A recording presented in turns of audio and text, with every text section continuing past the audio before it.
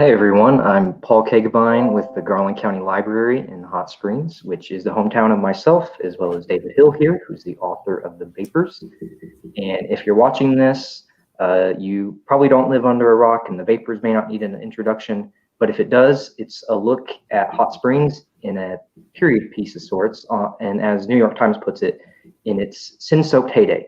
So this book dives into the notorious underbelly past of Hot Springs and intersects with all kinds of social and political elements.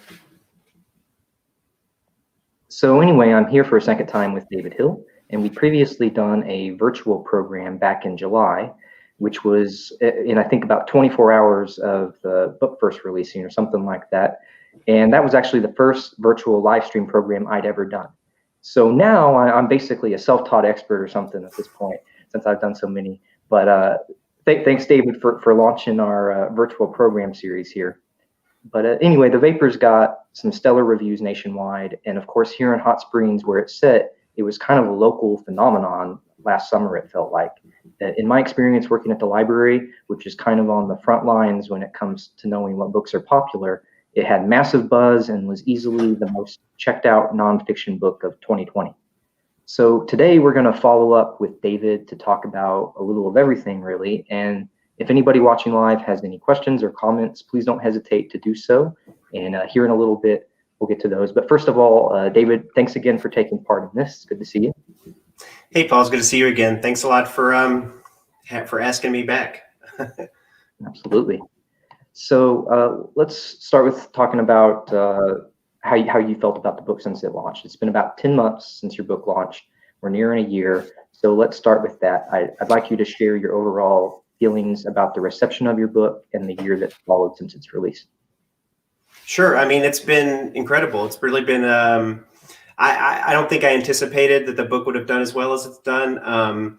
You know, it's certainly, like you said in your introduction, I mean, it's been really humbling to see how much support the book got in Hot Springs and in Arkansas. And I'm really glad for that. I mean, I always felt like, you know, if the book didn't find an audience there, it wasn't going to find one anywhere probably, but it did. And what was even more exciting was how much people outside of Arkansas, you know, enjoyed the book and how well received even outside of its regional interest that it maybe has down there. And so, yeah, it's been really exciting. I've been doing these types of events pretty steady since you know, when you and I last talked, right when the book came out, I had a whole bunch of this kind of, you know, it was weird having a book come out in the middle of a pandemic. You know, it was like, not only was I maybe the first, you said this was the first kind of virtual event the library had done.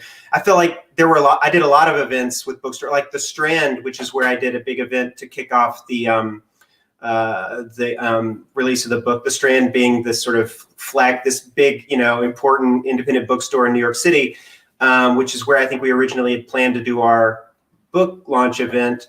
They hadn't been doing any kind of virtual events. They weren't even sure they knew how to do it at that point, right? So July of last year was kind of like everybody was trying to figure out, everybody was signing up for their Zoom accounts, and we were all buying new webcams and trying to figure out what the world was going to be like.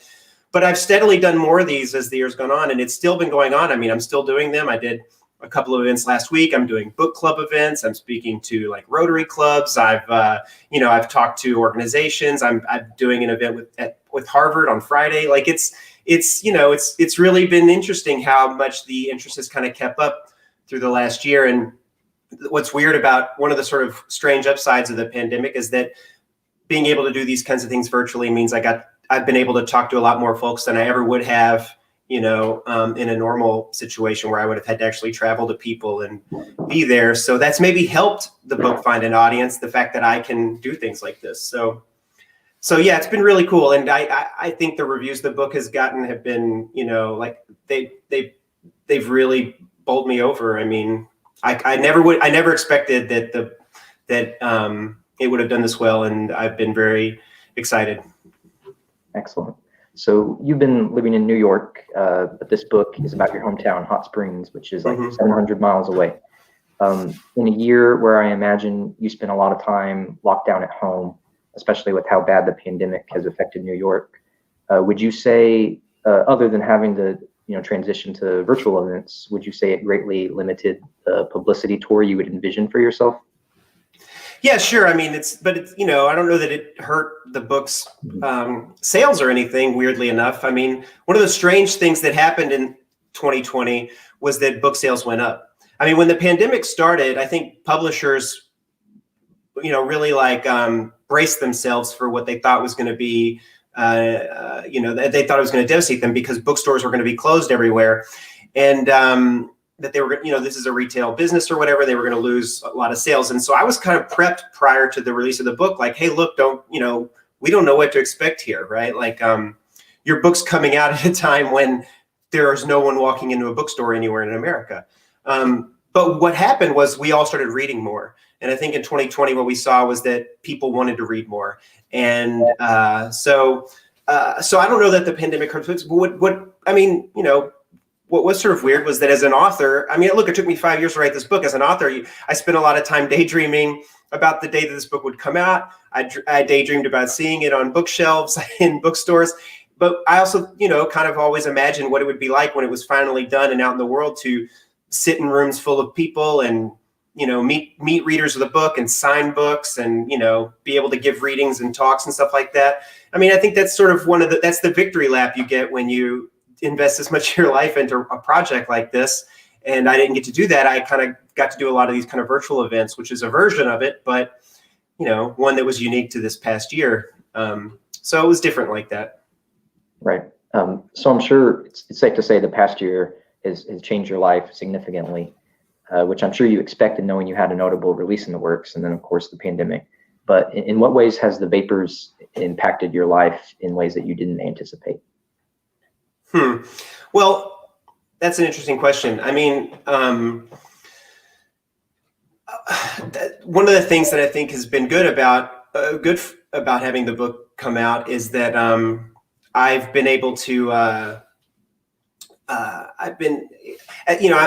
in addition to writing books, which I say plural because I hope to write more books. This was the first book I ever wrote, but I hope that I'll get to write more. Is that I'm primarily a freelance writer, right? I write for magazines and I write for, I'm a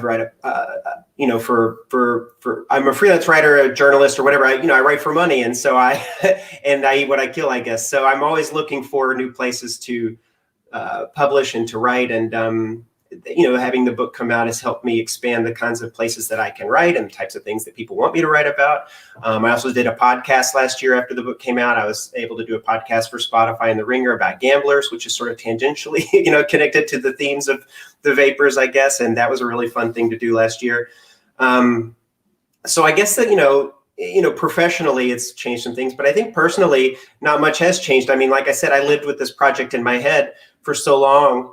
And, having it out was kind of a release, right? I hate to say that, but like being able to stop thinking about Hot Springs, Arkansas in the 1960s was in some ways a nice thing because I had been thinking about nothing but that for so long that I was able to start, thinking about what's the next project? What's the next thing I'm going to write about? What else can I use this brain space on now instead of this one topic that I've been focused on for 5 years? Well, welcome to the 2020s. Yeah. So, let's talk about the behind the scenes a little bit. It released in 2020, and you said it started development about 5 years before that. Yeah, I started. Yeah, I sold the book proposal in 2015. In some ways, I'd been thinking about this as a potential project, much earlier than that.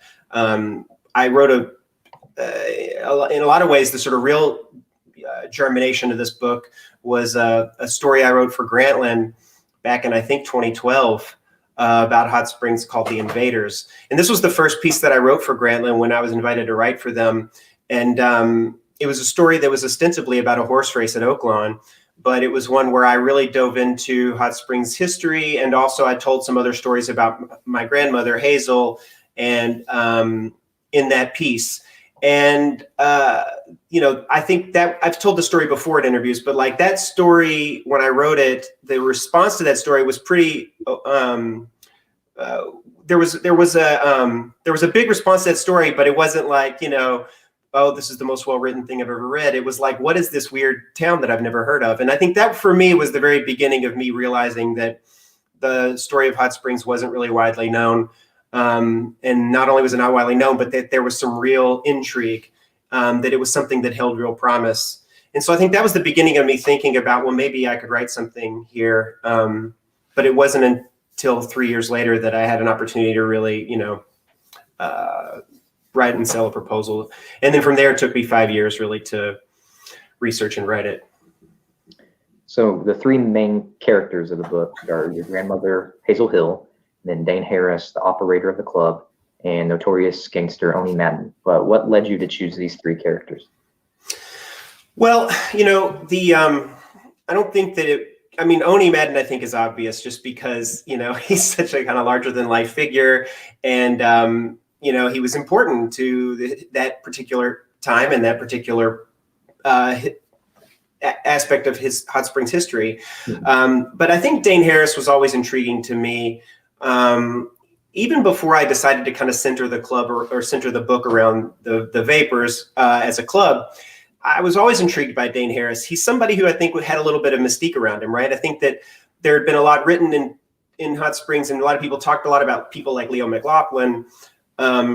But Dane really seemed like Dane Harris and his whole era, really, right? The like 1950s and 60s was an era that I think was largely unexplored by a lot of people. And it was one that was much more shrouded in secrecy than, say, like the McLaughlin days in the 20s and 30s, where, a lot of historians like Orville Albritton had written a lot about that and had done a phenomenal amount of work to kind of, bring those stories to life.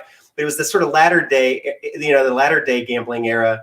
There seemed to be this hole there, and Dane, being the kind of boss gambler at that period of time, was very, I was intrigued by him. I wanted to learn more about him, and as I learned more about him, I really thought that this is somebody who this book could really hinge on, but also who I think Hot Springs should know more about. Right? I think that he really is in a lot of ways kind of a civic, father of the city. And then Hazel, I think, is obvious. I think that it was important for me to have some sort of personal entry into this story.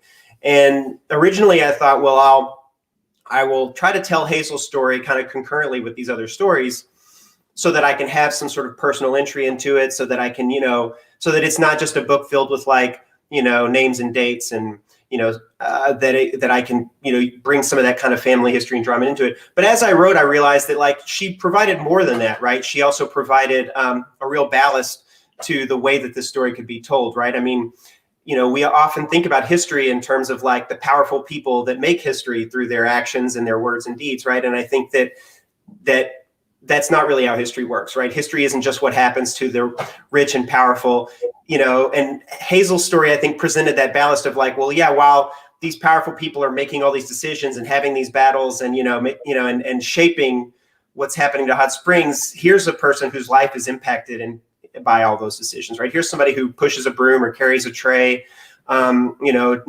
just a regular, working person in Hot Springs, and here's how their life was impacted by those decisions. And so I realized that ballast was important to really tell the full story. Can you put the three characters in order of who was easiest to hardest to write about? Yeah, I mean, Dane was the hardest to write about at first because I just didn't know that I had, there just wasn't a lot of good, public record, and I mean, I had stories about him that were told to me by his daughter and by some of the children of his contemporaries. But even those stories were sometimes, secondhand or didn't really get at the root of what I was looking for. Over time, though, a lot of that 5 years, I mean, a lot of what I was really, over time, I was able to build up more records on Dane, through his FBI files, which I had FOIA'd and which took years and years to get to me. And some of the files I even borrowed from other folks, like other kind of amateur historians like Wayne Threadgill, who also was, collecting these files at the same time I was, and we trade them back and forth. And so I had to piece together, a lot of these kind of FBI and Department of Justice files. And that started to show me, and that after I started getting those, Dane became much easier to write, right? Once I learned that there were like microphones hidden in his office recording all of his conversations. It was like, oh, well, now this is easy. But it was really hard before that to get into the story of Dane. And then Hazel, in some ways was the easiest to write out because I had so much kind of family lore and so many interviews from family members who told me those stories. But emotionally, it was really hard to write the Hazel stuff too, because there were some real stakes for me in telling this kind of family story. And so I really had to struggle a lot with what do I want to tell and how do I want to tell it in a way that I didn't have to with kind of more public figures like Oni and Dane. Sure. So speaking of Hazel, you mentioned quite a bit about how she wouldn't have been your average high society casino goer. What do you think lured your grandmother into the lifestyle that comes with being a regular at clubs and casinos? Well, I think what I've come to learn about her was that, she was definitely, she came to Hot Springs at a young age, right? She's 16 at the beginning of this book. And so she's a teenager in the beginning of the story. She's starting a family as a teenager. And so I can only imagine that she and my grandfather, being as young as they are, were immature, and were sort of, excited about all the things that excite young people. And so I think she was very much drawn to the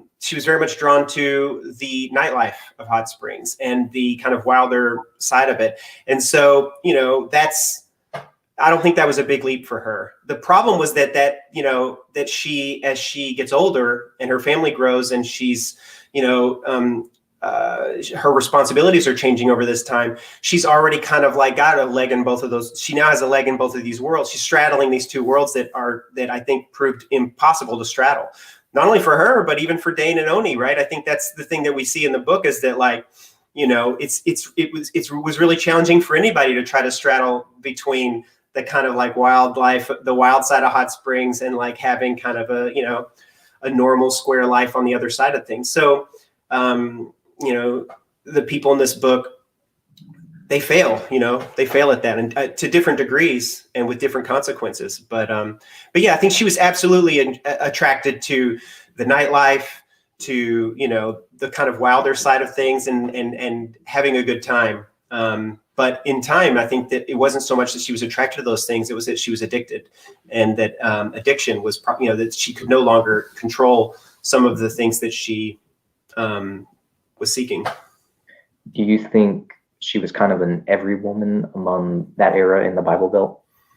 No, I don't. I don't think so at all, actually. I don't think that, I think that one of the things there's a section in the book where I talk about Virginia Clinton and Bill Clinton's mother, right? And I think that section's not there just to kind of like whatever say, oh, Bill Clinton lived here too. But it was also because I found it really interesting, this parallel between my father and Bill Clinton were born on the same day, and they grew up on the same street in Hot Springs, and they had very similar lives, right? They both had single parents, single mothers who both kind of were, by all accounts, pretty wild and liked to party and liked to gamble and drink a little bit. And they were both victims of domestic violence. And so there were a lot of parallels between their two stories, yet for whatever reason, Virginia Clinton was able to straddle those worlds a lot better than Hazel Hill was, right? I mean, Virginia had a job as an anesthesiologist at the hospital, and she was able to provide for her family. She had a son who obviously became the president of the United States, and Hazel's children, she never knew where they were, right? They just sort of roamed the streets and were wild, and they survived. Their family survived all this despite all that. But I don't think that I would say that everybody in Hot Springs made the same choice. I think Hazel, I don't want to present her entirely as a victim of what of the sort of darker side of what Hot Springs had to offer. I think she made some choices that other people didn't make, and that some of the consequences she suffered were her own fault. They weren't, some of it was because Hot Springs was this sin city, but some of it was just because she was like I said before, she was showing some bad judgment at many times during this book. And that was one of the hard things for me writing it, was it was such a complicated process for me that over those years, this relationship that I had with my grandmother, to like kind of start to, know her in a different way through these stories about her and through learning more about her history. And I do think it was complicated. I don't think that I feel so judgmental of her at the end of the day. I think that like, I feel a lot of empathy for her. I feel like I understand why she did some things that she did, and there are other things that I don't understand why she did. But that's life, that's human. That's the kind of human condition, right? And so, I think that fortunately, most everybody made it out of that time in our family okay, and so it's hard for me to judge her too harshly, looking back on it all. But I definitely felt my own relationship and my own sense of her and my family kind of change and become much more complicated through the process of writing this book. So the opposition from the church against gambling is well documented. So can you give us an overview of that opposition, and were there any exceptions to that conventional wisdom where some church leaders or communities actually supported the casino scene? Yeah, sure. I mean, the local churches in Hot Springs were kind of like, I tell a story early in the book about Luther Summers and about the church on Park Avenue, Park Place Baptist, I think it was Baptist, but they about how when he chose to start preaching against gambling from the pulpit, how he was kind of run out of town and received death threats and stuff for it, and even his own parishioners were not so happy that he was preaching against gambling. So local churches, I think, took a bit of an agnostic view on gambling, but statewide there was definitely a sense among churches around the state that what was happening in Hot Springs was a sin that needed to be rooted out, and there was and that kind of persisted. I mean, by the time we get into the 1960s, the drumbeat against gambling outside of Garland County among the churches was as loud as it had ever been, and it was clear that it was going to that they were going to win the day, because winning the day meant pressuring the governor's office. So yeah, there was definitely a lot of organized resistance to gambling among churches throughout the state of Arkansas through this whole period. But I think it really reaches its kind of critical mass in the 1960s, and they're ultimately pretty successful at beating back all of Dane Harris and the other Hot Springs kind of gambling bosses' attempts to legalize gambling in the state. And they're able to sort of act as this counterweight to Orville Faubus. So yeah, the church groups were instrumental, I think, in the opposition to gambling. Well, what groups kind of turned a blind eye to it? Well, I think, it depends on what you mean by blind eye, but I mean, locally, the Chamber of Commerce in Hot Springs, clearly supported continuation of casino gambling in Hot Springs. I think they would have preferred that it had been legalized. And I think that all the money that was put behind all the many efforts to try to legalize it, in the 1960s on, were, because a lot of that money was coming from Chamber of Commerce and business interests around the community, because it wasn't just casinos, it wasn't just gambling clubs that were benefiting from this. It was really the whole community, because the economy was so tied to tourism, and tourists were coming so that they could gamble in the casinos. And I think there was a wager that some people were making that, hey, if we get rid of the casinos, we can continue bringing in tourists by building other kinds of attractions and, billing Hot Springs as a family resort. But there were plenty in Hot Springs that didn't think that was a good bet, that was a sucker wager, and that what would happen was exactly what did happen, that tourists would stop coming. So Dane Harris, I think part of his leadership when he becomes kind of the boss gambler in town was that he did believe, he did really believe that legalization of gambling was the way forward, and that they needed to put all their eggs in that basket. And that really differentiated him from Leo McLaughlin, or any of the kind of gambling leaders that came before him, where there was a sense that legalization would be bad, because the thing that was the sort of strange kind of paradox of the situation was that the corruption that the illegal gambling industry required meant that there were a lot of people who had their fingers in the gambling business. And this means all the elected officials, right? Everybody from the dog catcher on up had to be in on it, and because any one person could really upset the apple cart and shut it down.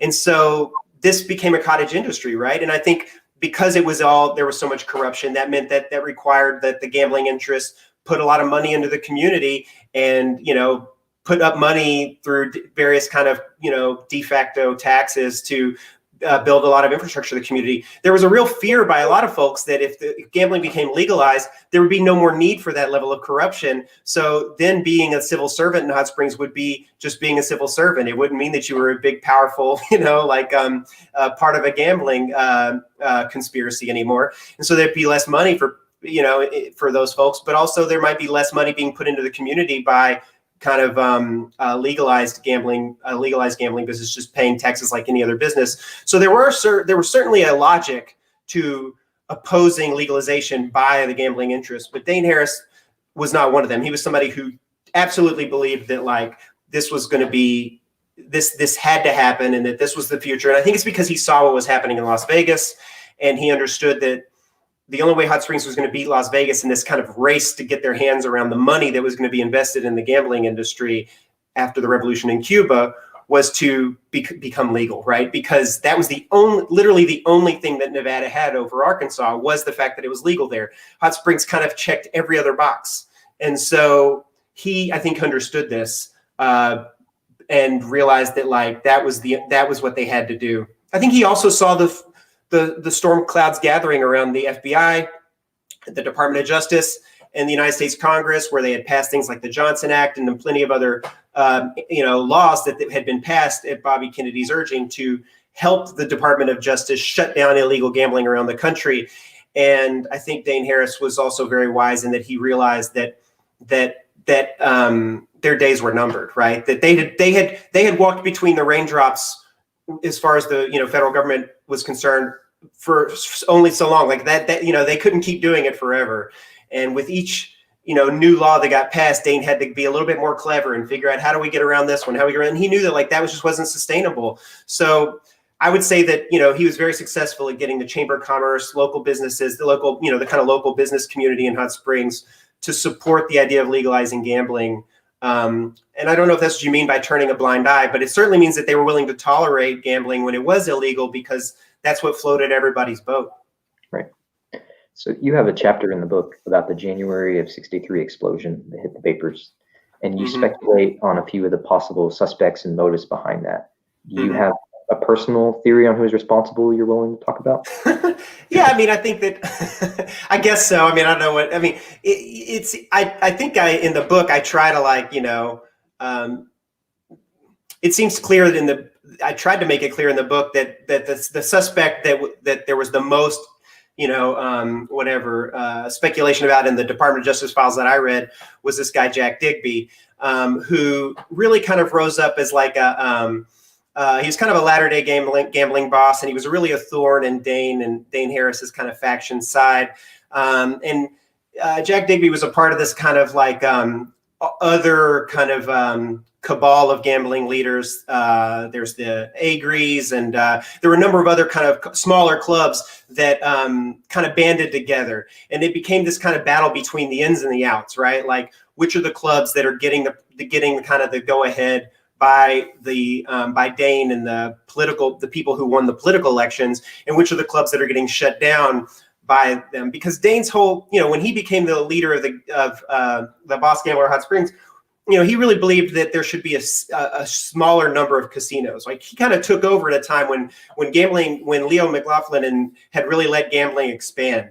And there were lots of clubs, right? And there were lots of there were slot machines everywhere, and everybody was running a game, and there were a lot of bust out joints, which is like a club where they cheat the customers, and it just felt like that it had gotten unruly and out of hand. And so I think Dane was trying to, scale down so that there'd be fewer but bigger clubs that Hot Springs had, and to kind of show that they could self-regulate that. And so some of the owners of these smaller clubs didn't like that too much, right? And so their only way to get back at him originally was to try to win political office, right? They try to win some elections, and by winning elections, they could assert some leverage in these and have negotiations about who can have a club and who can. You see that happen throughout the 1950s and even into the 1960s. But once that didn't work anymore, then the leverage had to come from somewhere else, and so the leverage came through things like these bombings that we see and violence. And I think that one of the things that had changed during that period of time was that, Jack had kind of become a much more of a powerful entity, and somebody that people were very concerned about whether he actually did it, obviously the government could never prove that at the end of the day, but they certainly looked at him. And when the Vapors was bombed, Jack Digby and his lawyer, Sam Anderson, were down in Georgia, I believe. And they were in Georgia when that happened, and the FBI wanted to speak to them about it, and they wouldn't come back. And Anderson had said to the FBI, like, we're not going to come back until we know, like, that we're not suspects, or we're not under arrest or whatever. So it was clear, like, they were setting up an alibi for themselves. And I think that made the government very suspicious of them. But again, the government could never prove that they did it, because they probably didn't do it, right? When I say they did it, these aren't the guys that put the bombs in the cars and in the buildings. Somebody else did all that. The suspicion, or the allegation or whatever, was that they ordered it, right? That they hired somebody to do it. And even there, the FBI believed that they had some suspects of who they thought they might have hired these guys from Chicago to come down and do it. These guys who had kind of a MO for bombing for hire, where they'd be hired by unions and other kind of, organized crime figures to blow up restaurants or blow up, places that people wanted to send a message to. So the Department of Justice was looking into them, because evidently, I guess, they were in Hot Springs. So that's where I think a lot of this, I think a lot of roads led down that path. But I kind of stopped short in the book of saying, like, this is the guy that did it, because that nobody knows, nobody ever was able to build a case. I did think it was very interesting, though, that in the end of the day, that Jack Digby ended up kind of becoming he became the boss gambler of Hot Springs just by being the last man standing. Everybody else shut their casinos down. He was like, I'm not shutting mine down. He stayed running, and he became the guy that had to take on Lynn Davis. And that's probably a whole nother book. Somebody, will one day write about the what happened, with Lynn Davis coming in to try to shut gambling down. But he was the guy that had to take him on. And he ended up buying Dane Harris's house over there in Trevista and moving into it, which I thought was a pretty poetic ending to things, right? But whether or not he did it, I don't know. I mean, I know that he seemed to be the prime suspect based on all the stuff that I read from the Department of Justice. They just could never make the case stick. So the explosion would have been something that couldn't keep things hidden anymore, all the activity. So how quickly do you think the explosion affected the downfall of the? Pretty quick. I think it affected it in two ways, right? The first way is obvious, and that's that the bombings in Hot Springs really it caused Orville Faubus's like whole patience with Hot Springs to run out real quick, right? He was running in a really tough re-election fight. He was getting hit pretty hard on the gambling question from folks who were from his political opponents. And so it just became a situation that he could no longer continue to kind of keep at bay by saying, like, well, that's a local problem. I'm not going to send the state police down there unless they ask, whatever he had been saying. I think that had an effect there. It certainly had an effect on the rest of the state, saying, like, what the hell's going on down in Hot Springs? We got to shut this down. But behind the scenes, it had an effect too, right? I mean, you have to understand that, like, behind the scenes, what was going on was that, in 1963, was that the Teamsters Central States Pension Fund was really open for business in terms of funding the construction of casino projects, but not only in Nevada, right? I think that this was, we had seen there had been sort of a test run of how to really use Teamster pension loans to fund the stuff out in Vegas with the Sunrise Hospital project. And, what we see is that Hoffa and the folks who were trustees at the fund were really figuring out how can we use this as like a bank to fund some of these projects that can't get funded by traditional banks. And they needed that, right? Because Havana was where the mob had been investing all of their funds into building this kind of gambling, Monte Carlo or whatever. That was where they were all going to get rich, was in Havana. And when Havana, after the revolution, we're talking hundreds of millions of dollars that had to get pulled out of Cuba. And where do we go with this money? This is this is our whole business. This is our nut, right? What are we going to do with this? And so there was some speculative construction of casinos. There were some riverboat casinos in California that they had built on boats. There was a lot of different sort of feelers being put about where can we build a gambling infrastructure that that Bobby Kennedy can't get at, and how do we build it, right? And the Teamsters Pension Fund was going to be the source of funds. So there was money available to do this, and you also see in 1963 in Hot Springs that there's already these massive building projects going on, right? There's all these huge hotels that are being built. There's new restaurants that are being built. There's, when they built the Jack Tar Hotel, which was built with, partially with Teamster pension fund money, they had left a whole space of the hotel completely open in anticipation of hopefully putting a casino in there if gambling got legalized, right? So we see this construction happening in Hot Springs in anticipation of the potential legalization of gambling, and the bombings, I think, had an effect on the back, in the background of making folks who had this money to invest less willing to invest the money in Hot Springs. But it didn't matter because the wheels came off the wagon so quickly. By 1964, we see that things get shut down. The other thing is that, the Department of Justice, I think, got much more interested in paying attention to Hot Springs after the bombings than before as well. So, it did its job. I mean, if the intention of the bombings was to slow down or to stop Dane Harris's efforts to legalize gambling, it worked. So you had to talk to a lot of people when preparing for this book. Would you have an approximate number of how many individuals you communicated with in your research? I don't know. I mean, it was dozens of people. Some I talked to more than others, but it was definitely dozens of people. And, some interviews were short and some interviews were, hours and hours or days and days. But I had to talk to a lot of people. But I think I spent more time over those years really more time reading than I did talking to folks. I think that there became a law of diminishing returns with some of the interviews that I had was chasing down, because I would spend a lot of time chasing down somebody who I had heard had a good story to tell me. And then when I would finally be able to get that person, would find out that the story that they were telling me was either very apocryphal, or that the story was, that somebody told me this or I heard this, or, it was like, there wasn't much there, or the story was really kind of broad strokes and there wasn't a lot of meat on the bone that I could use in the book. And I realized that, there was a lot of energy and effort that went into setting up some of these meetings with folks that didn't. So after a couple of years, I said, you know what, I'm just going to dig into what I can and what I have and try to write from this. Look, I'll also say this, and I'll be kind of honest. I mean, I find research to be fun, and it's more fun than writing. And and a lot of writers will tell you that like research is a form of procrastination, and it really is. I mean, I could have just kept researching this story forever, right? I mean, there's just so much, and I don't even think I've scratched the surface, really. I think there's so much more that I could have kept digging for and looking for, and there's so much more out there that there's stuff that I know that if I just could have waited another year, or if I could have filed another request and had the time to sit on it for a year, that I could have gotten this file, or I could have gotten this file. I mean, and that was fun for a while, but I realized, like, if I keep this up, it'll take me till the 12th and never to get this book out. I'd still been researching it. So I had to call it at some point too, and I'm glad that I did, because when I actually started writing, I realized, like, God, I probably did a little bit too much here, right? Like, this is, and my editor had to remind me several times, that, like, I'm not here to solve a mystery, or most readers don't care about some of this stuff. Like, the broad strokes of the story are interesting enough to most readers.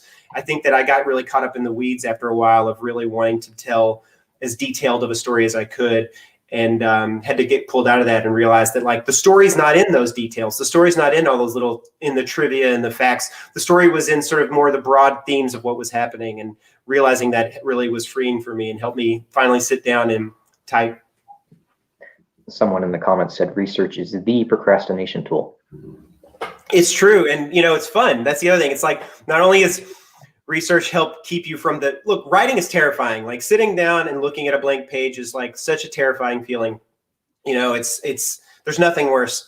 And well, actually, the only thing that's worse than sitting down in front of a blank page to write is the dread you feel prior to that, right? Like the night before, you're going to have to write something, or the night before a deadline. But research has the added benefit of, like, keeping you away from writing, giving you a good excuse from writing, and also kind of being fun, because you're reading, and sometimes you're reading and you're also connecting dots, and and I don't know. I enjoyed it, but I had to call it at some point. So I was going to ask, what was the biggest challenge of interviewing people, but kind of covered that.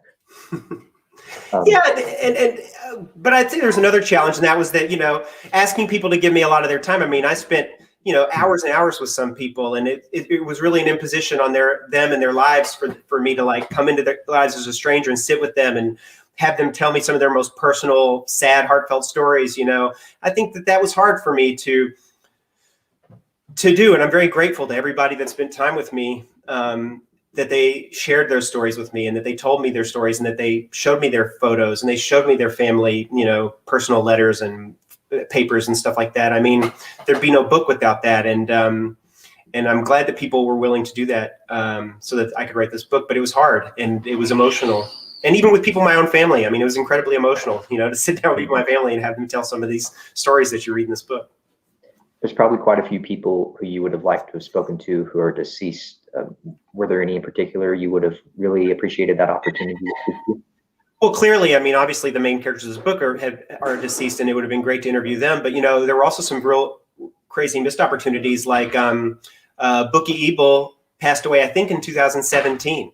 No, not 2017, 2000 and shoot. He passed away like a year before I got to Hot Springs, maybe even a matter of months before I got to Hot Springs. And by all accounts, he was pretty lucid and was telling a lot of great stories right up to the end there. And, would have been great to be able to sit down and hear some of his stories and talk to him. And I feel like I just missed it. And that was kind of a recurring thing that was happening to me as I was writing the book too, was that people were dying. I mean, of the people I interviewed for this book, I think at least the last time I counted, at least 3 people that I interviewed for this book passed away before the book came out. So, the thing about telling the story that took place during this particular time was that folks were getting up there in years. And I felt like, I'm glad that I'm glad that I wrote the book when I did, because this generation, that generation, there's if they didn't write this stuff down themselves, or they're not recording these stories now, 10 years from now, a lot of them won't be there. So that was one of the things I was definitely up against, was that folks were kind of getting up there in age, and some folks were still alive, but they weren't able to really sit down and do these kinds of interviews with me. And that was really challenging. Yeah, I was going to say, there's probably some of the folks you already talked to have already passed away. Are there any conversations or memories they shared with you that you really cherish, that stood out to you? Yeah, definitely. I mean, I spent a lot of time with this woman, Ressie Parker, who was she was the sister of my grandfather, and she passed away. I was able to do a lot of interviews with her, and hear a lot of stories about my grandmother from her, and I recorded all those interviews, and it was great to get to spend time with her too. I mean, this is a relative of mine who I maybe had only seen like 2 or 3 times in my whole life, that I got to know through the process of interviewing her for this book. And so I was, and then the fact that, she passed away before the book came out, I was really grateful that I had that opportunity to not only to sort of get to know her and to hear her stories, but also to have those stories told to somebody in our family, to have them passed down to me so that I could write them and so that I could tell other people in my family, because that's the sort of weird thing about oral history and about family history, right? Is that, I can't tell you how many times throughout the course of researching this book that I interviewed people for the book who were the children of the people that I was writing about, or were in that sort of that generation. And they'd say, I really wish that I had asked my mom more questions, or I really wish I asked my dad about that when he was alive. I heard that over and over again, right? And so I took that to heart. Like, that was a lesson for me to learn, that we take a lot of this for granted, right? We think that our parents and our grandparents are going to be here forever, or we take for granted that they've already told us everything that we need to know, right? And we don't really, and it's not until much later, when we're much older, that we become curious about some of these things, and there's nobody there to ask. And so, I think that that's another reason why this book maybe has some real holes in it, is because people, the children of the people this book is about maybe didn't know and didn't ask these questions. And there were some stories that just went to the grave with people, and that's where they'll remain forever, unless we find some other place that they were written down or someone else that knows them. And that's what's really hard about this particular type of history, where it's very personal. It's about family. It's not necessarily something that's going to be documented in other sort of primary source texts or whatever. It's incumbent upon us to collect those stories, to collect that history. And we have to do it in a very active and intentional way. And whether you're an author trying to write a book, or you're just somebody who wants to know more about their family and, them what made you, then, you have to sit down with the old folks in your family and talk to them and interview them and record them. You know what I mean? Because you never know. It may be your kids or your grandkids that one day are going to be curious about what the heck happened there. You know, what's my history? What's my story? What's my family story? So I would encourage anybody that's listening to this to think about that and start collecting those oral histories for your own family now, because you also may want to write a book one day. Well said. Did anyone along the way take opposition to the fact that you were working on the book or try to stop you from including certain parts? No, I mean, it's interesting. I get these questions every time I talk to somebody from, I get interviewed by anybody in Arkansas. I always get this question about like, who's mad, or, you know, because it seems like there really is this feeling that like among folks in Hot Springs that like, you're not supposed to tell these stories, right? Like the best example is when Maxine Jones wrote her book in the 1980s, her like tell all book, Call Me Madam. She wrote a book in the 1980s about her own life, you know, among the gambling business and the prostitution business. And she changed everybody's name in the book, right? Like she changed all the names because even then she was like afraid of something. I'm not sure what she was afraid of. I guess just like, you know, having the like, these are just stories you weren't supposed to tell, I guess. And that attitude, I guess, still, you know, it's not obviously as strong as it was in maybe the early 1980s, but it's still there, obviously. And I'm not, and I did interview people who would ask me, you know, nobody tried to stop me from writing it, but certainly people I talked to didn't want me to put their name in the book, didn't want anyone to know they were talking to me. That fear or whatever it was definitely existed in some of the folks who were talking to me. They felt nervous that they were telling me things that you're just not supposed to talk about. These are stories that no one's supposed to tell or whatever. It just seems like it was they were committing some great taboo by sharing with somebody, you know, whatever the weird random rumor is that they had been carrying around with them for 20 or 30 years. And I don't know, I think that's I think it's kind of funny, but I also think it's interesting. It's fascinating that within this community that has still persisted. But I do want to say that I think it persists to the great detriment of telling the city's story. I mean, I think that it's actually, I shouldn't have been able to write this book. I shouldn't have been able to write it because it should have been written 25, 30 years ago. Someone should have wrote this book when all these people were still alive and they could have talked about it, right? Like a lot of this history is so fascinating and so rich and colorful and unique and inspiring in some senses too, but it didn't get told because people were keeping it a secret, whether because they thought it was shameful or illegal, or they thought that they didn't want to have to deal with, like, you know, what people would say about them around town.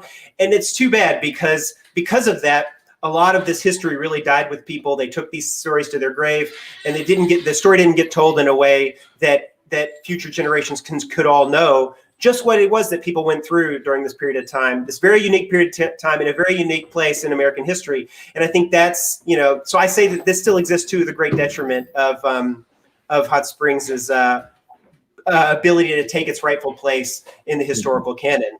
I really do think that. I really think that, like, somebody should have wrote The Vapors, you know, whatever, in 1985, and it would have been a better book if they did, honestly. Yeah, I've overheard at least a couple people at the library say it was a great book, but I can't believe he got away with or included some of the stuff he did. But what does that mean, right? Like, that's the thing. Like, people are always saying that to me. They're like, how did you get away with this? Like, what is it? Who? I guess the idea is that maybe some relatives of some of the people in this book would be like upset that someone told their story, but I don't know why. I mean, these are stories. I think that some of the people that I write about in this book, I would imagine that they would like to know that people around the world are, you know, reading the story about what they did, because this, you know, this is the big difference. You know, I just wrote this piece for the Arkansas Times this month about Hot Springs, kind of the Hot Springs Las Vegas dichotomy or whatever. And, you know, this is the thing about Las Vegas that I think is so interesting, right? Like, Las Vegas is this city that was founded by all kinds of scoundrels and, you know, and criminals and murderers, and like, they kind of leaned into it in a way, you know, like they built a statue of Benny Binion in Las Vegas. Benny Binion, right? This guy that never learned how to read, who by his own admission murdered so many people, right? And was like just he was a violent criminal who went out to Las Vegas and built the Horseshoe and helped build the gambling business in Las Vegas. And they put a statue of him, built a statue of him in town. Now that is wild, right? But like, we should have a statue of Dane Harris. He never killed anybody you know what I mean? Like, there should be a statue of him in Hot Springs, but instead we, like, you know, he just kind of gets swept into the dustbin of Hot Springs history. I think, you know, that now we live it's 2021. And like, I think that it's time for Hot Springs to really think about, how do we celebrate what happened here? There's a story here. It's unique. It's intriguing to people. It's colorful. It's got its own kind of like charm and charisma to it. And it's better we tell these stories. And it's better that people who still live in Hot Springs, who are connected to the people in these stories, kind of take their rightful place and say, yeah, that was my family that did that. I don't think there's anything that's in this book that's that rotten. You know what I mean? I don't think any of it. I mean, just because it was against the law doesn't mean that people were doing something that was, that was all that bad. I mean, there is some violence in the book, but this is the gambling business we're talking about. And at the time, when you go back to 1950, gambling was incredibly popular in the United States. It's the other thing is like we're now living in a time where it's maybe where we take this for granted too, because there's casino gambling in 40 something states, right? But in the 1950s, when it was illegal everywhere, it was still incredibly popular. And the reason that millions of people came to Hot Springs was because they liked to gamble. And this was a place where they could do it out in the open without having to feel like they were saying some secret password to go in a back room. They'd go in Hot Springs and do it in front of God and everybody. Maybe there'd even be a senator in the casino or a governor in there gambling with them. And they could spend a little money and enjoy themselves and not have to feel shameful about it. And I think that's what built it. That's what built Hot Springs. It's what brought millions of people to the town. So, why not, think about that and think about how we could celebrate that history today. And it might even, bring more folks there, I would hope, to come and learn more about it. So when it comes to the public and critics, is there any criticism you received about your book that you'd like to share and respond to? No, of course not. I think it was all positive. No, I got it. There were some, wherever there was a bad review, I don't think I want to draw any attention to those, right? Now, the book got great reviews, and I was very, and I was overwhelmed and like I said before, humbled by all the reviews that it got. And, not all the reviews were great, but for the most part they were. And I took the ones that weren't, I take the criticism to heart. I mean, the one that I think sticks in my craw the most was that somebody said that the book wasn't like violent enough, or that there wasn't enough like, that not enough people died, or there wasn't enough like action in the book. And to that, I can only say, this was nonfiction. This was actual history. Like I couldn't just make things up, right? Like when you write nonfiction, you're constrained to the facts, what really happened, right? But also I think that like, I wasn't setting out to tell a story that I thought was going to be salacious or sordid, right? I wanted to tell a real story about a real family and what they were going through, in the context of what I think was happening in this larger context of the gambling business in America. And just because I think that people who are sometimes attracted to stories about the mob and organized crime, they want to see that, right? They think that what they want to see is violence and like, murder and all this kind of, whatever. They want to see it. They want to see something that's salacious and sordid because that's what draws them to organized crime stories. But that's not even though this is a story about organized crime, organized crime's big business during this period of time was gambling. That's how they made all their money. Certainly there was a lot of murder and violence that went on around the country in connection to the gambling business. But like, gambling they made $9 billion from gambling. That was what funded their ability to kind of infiltrate and corrupt every aspect of American public life, was because of gambling, because because gambling was illegal, so they got to run it. It's the same as before during Prohibition. And so I think that like, that Hot Springs has a place in that story because Hot Springs was such a key part of the gambling business in the United States of America. And the fact that not that many people got, murdered or whacked in Hot Springs is to its great credit and not to its detriment, right? And so I took a little bit of umbrage at that review, but I don't, but overall, no. And there was certainly nobody that came at me and said like, I can't believe you, wrote this thing about my great grandfather or whatever, and said this thing about them. I didn't encounter any of that. I'm sure it's out there. And if they're out there, they can leave their message in the chat or whatever and let me know. So was there ever a moment during writing where you thought about quitting? Yeah, I guess. I mean, not really. I was under contract. I was obligated to finish this book. But there were definitely times where I thought like, man, I wonder if I can do this. Absolutely. I mean, I had plenty of dark moments where I was like, I don't know that this is, it was hard. It was hard. I mean, I'd never written a book before. This book presented certain challenges. And yeah, I definitely had some moments over those 5 years where I felt really up against it and had to dig deep, and I had to work with the editor to figure out, how to get over whatever sort of obstacle I was hit with that month with writing. Writing's hard, writing's hard, and it's not, writing a book I mean, I'm somebody, when I went into this, I really didn't get it, right? I thought, okay, I write a 100,000 word book. Like I've written 100,000 words before. Maybe I wrote it 10,000 words at a time, but like I just said, that's what I'm going to do. I'm going to write like, 10,000 words at a time. I do that 10 times and I got a book. It didn't work like that, right? And it was very difficult to think about how to tell a story and to go this deep into it and to make sure it all hung together. And there was sort of, that the narrative carried the reader through for that many words. It wasn't like writing 10 magazine pieces. It was something completely new to me that I had to kind of learn, and it was hard. So speaking of quitting that, I just want to make sure you're not crunched on time because we still got plenty to talk about. No, I'm fine. I think my kids are off to bed in the background. You could probably see them walking around there, but I'm good. Great. All right. So on the opposite end of criticism, can you think of what praise you're most proud of that you've received? That's a good question too. I mean, honestly, the fact that people in Hot Springs have embraced the book is the thing that I'm the most proud of. I mean, I think it's their judgment and their criticism that means more to me than anything else, right? I think that like if the New York Times had picked this book, as a notable book, that's really amazing, but it would probably have been tainted for me if folks in Hot Springs did not like the book, right? And so I'm glad. I think probably what's most meaningful to me is the fact that people back in Hot Springs liked it and have embraced it the way that they have. That I think has been more rewarding to me than anything. And I think the fact that people are interested in Hot Springs now because of the book makes me feel really good too. I mean, I got a wedding invitation from somebody who I don't know who had their wedding in Hot Springs because they read The Vapors. And then they sent me an invitation to their wedding. And I thought that was very cool. Like if there is now like Vapors tourism to Hot Springs, then I feel very great. I feel very proud of that, probably more proud of that than anything else, because I do love Hot Springs. And I think that it's a place that everybody should visit. And I think that, it's the place that made me. And so I'm very, everything I do, every opportunity I have to like promote Hot Springs, I take it. Right. And I think this book is just sort of the ultimate, like, culmination of that effort. And so, yeah, I think that's probably what I'm most proud of. Well, speaking of that, of course, the national park is celebrating its centennial this year. It was designated one in 1921. And celebrations and outreach that the park and city are collaborating on. But of course, with a chunk of Central Avenue, most notably Bathhouse Row, being owned by the feds, how much of a role do you think, even though gambling is kind of portrayed as a local issue, how much of a role do you think their presence played on the ultimate downfall of gambling here in Hot Springs? The national park?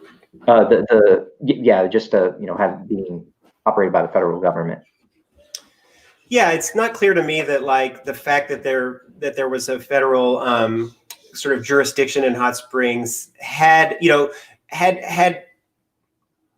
that been a way that the federal government could have come in and shut gambling down, they would have used that much sooner than they did, right? Instead, they had to really rely on things like the Johnson Act or like the laws in 1961 that Kennedy had passed.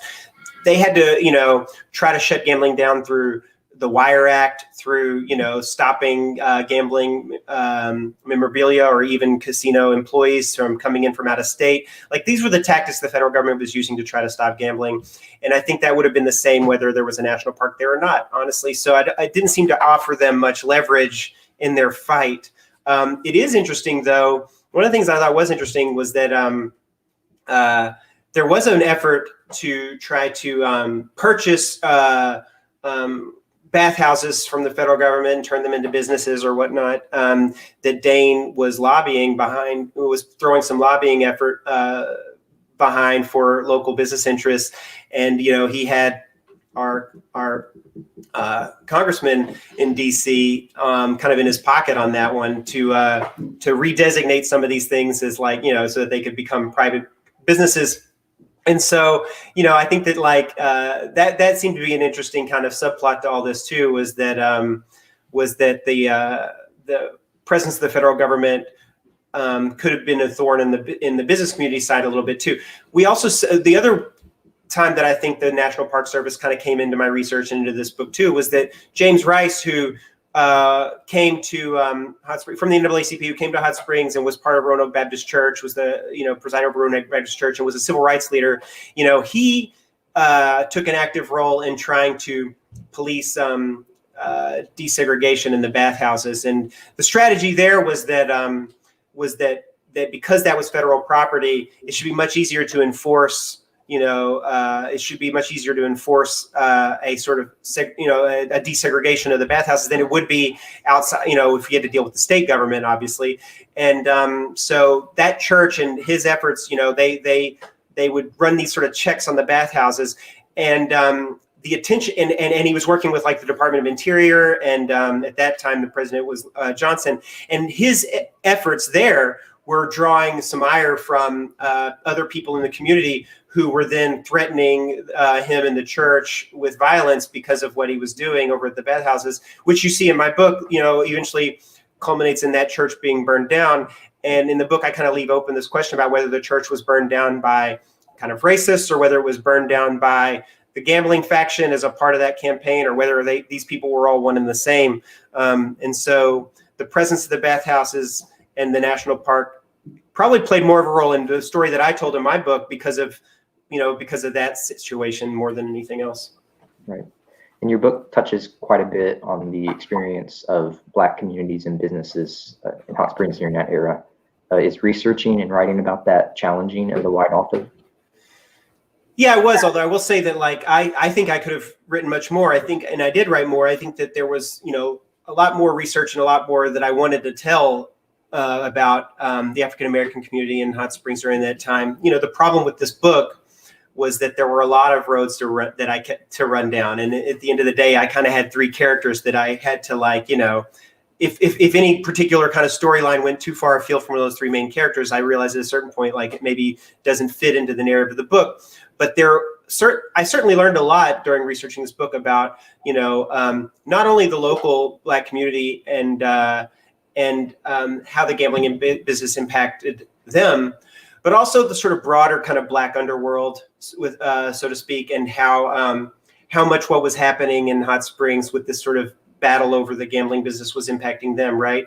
And so one story that I really wanted to tell in the book was about how Black gambling leaders in other places around the country were experiencing. So as the Justice Department was shutting down gambling around the country and closing down a lot of these kind of other wide open gambling towns, whether it's Newport, Kentucky, or Palm Springs, or Fort Worth, Texas.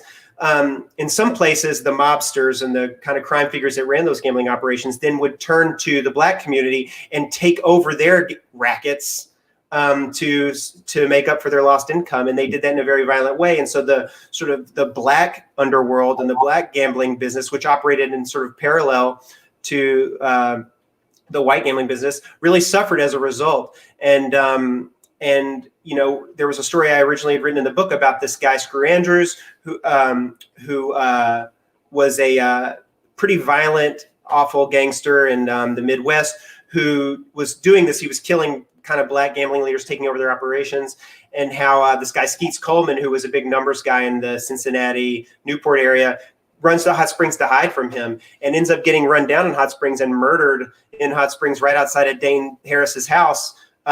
He gets Dane wasn't connected to. I think it's completely coincidental that they happened in that neighborhood, but he gets murdered and, kind of shot to pieces in his own car because the mobsters chased him down to Hot Springs, where he was trying to hide out from them to kill him. I mean, this kind of violence that was going on, disproportionately affected the Black community in the same way that when the FBI when the state police would decide to come in and raid clubs in Hot Springs throughout the years, to sort of give a show or whatever that they were doing their job, they would raid the Black clubs. They wouldn't raid the white clubs, right? They'd go to the Harlem Chicken Shack or whatever. They'd turn over these smaller Black clubs and haul the slot machines out of there to show that they were doing something. So the Black community definitely suffered disproportionately the consequences of what was going on. And I think that these stories, like the story of Skeets Coleman or the story of what happened there with the Harlem Chicken Shack, kind of made that point. And I thought that was important because, so much of what's told when you tell this Hot Springs is how,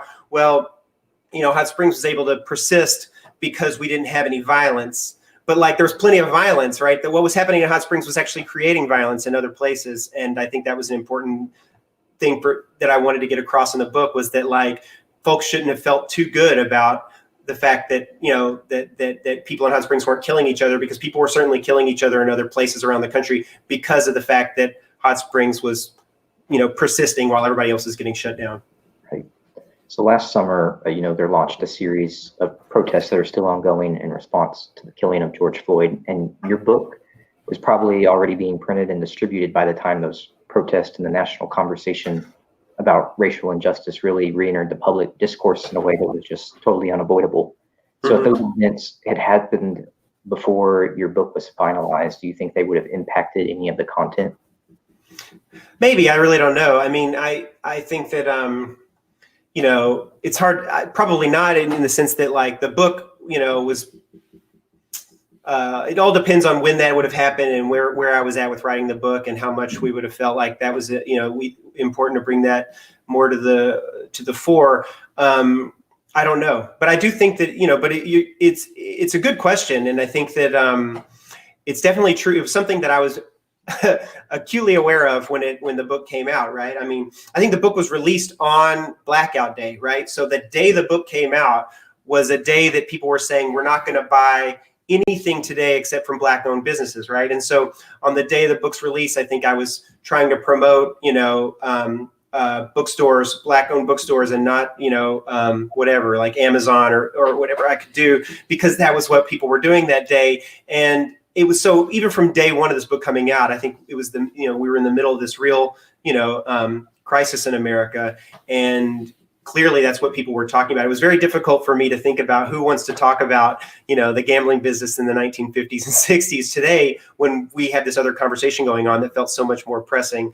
And I felt really challenged by that. But I had no choice, right? I mean, the book came out and I had to trudge forward, and I had to promote the book and figure out a way to do it in a way that was responsible, and I felt like didn't distract from this larger conversation. And ultimately, I think it would just be obnoxious for me to assume that it would have distracted, because this is a very small book relative to, you know, the larger, you know, this sort of larger situation that was happening with African Americans here in this country. So. Right. So I checked out a little bit of your podcast, Gamblers, over on The Ringer. So why don't you tell us a little bit about that in your own words? Okay, well, I did this podcast last year. It's called Gamblers, and it's a documentary series about the lives of professional gamblers. And you know, I started working on it prior to the pandemic, so like late 2019 and into early 2020, and then the pandemic hit. And then we had to kind of shut it down for a while because none of us knew what was happening with the pandemic or how long it was going to last or what the rules would be. And eventually I was able to finish the first season through doing stuff remotely or whatever, and to get the first season out. It's a show that, you know, it was in its best form was, you know, me following around professional gamblers with a microphone and just recording them working and telling me about their lives and sort of seeing what it's like to be a sort of professional gambler day in and day out. And I was trying to tell these stories to show people that, like, you know, that number one, that people can make a living at gambling, right? That gambling isn't just what people often associate gambling with, casinos or playing the lottery or just degeneracy. And that actually, there's a lot of people, and I'm not exaggerating, I mean, there's a lot of people in America who are able to earn their living through gambling. And by gambling, I mean, they put up their own money and they play these games, and they're able to have you know, they're good enough at them that they can earn a percentage, you know, they can have an advantage on what they are able to bet and make a living at it. And I wanted to show that spectrum of games that people can make a living at gambling is wide, much wider than what you would find on offer in a casino, and that people gamble on all kinds of things in America or around the world and make a living at it. And I'm fascinated by these characters. I'm fascinated by these people. I mean, I grew up obviously in a family of people that were connected to gambling. I grew up in a community that was very much rooted in gambling. But I think individually, I also really love games, and I love, you know, the idea of games and play. And I've always been attracted to gambling and gamblers and the way that their minds work and the way that they solve problems. And so I was really excited to get to do this show. And folks should check it out. I mean, I think that I'm proud of it. It was again another form of writing that I had to learn. I'd never done anything like that before, and it wasn't like anything I'd ever written before. So there's a bit of a learning curve there, but I think I was able to get the hang of it after a while. And I also had to kind of get used to hearing my own voice, which I don't like. But it's a fun show, and I hope we get to keep doing it. So as someone who is very invested, pun intended, in talking and writing about gambling, this past few months has been kind of a surge of unprecedented stock market activity taking over the headlines. What's your reaction to this? Well, I mean, I actually did a bonus episode of the podcast about it, right? So I did I ended up writing a feature about this stuff with GameStop and that feature we ended up turning into an episode of Gamblers. It's kind of like a bonus episode. So like the last episode of my podcast is all about options trading and stock market speculation. And when it came out, I have a newsletter, like an email newsletter that I sporadically do called Letters from Hot Springs. And I wrote a newsletter to kind of tell people about this story that I'd written in this episode of the podcast I did about stock market speculation.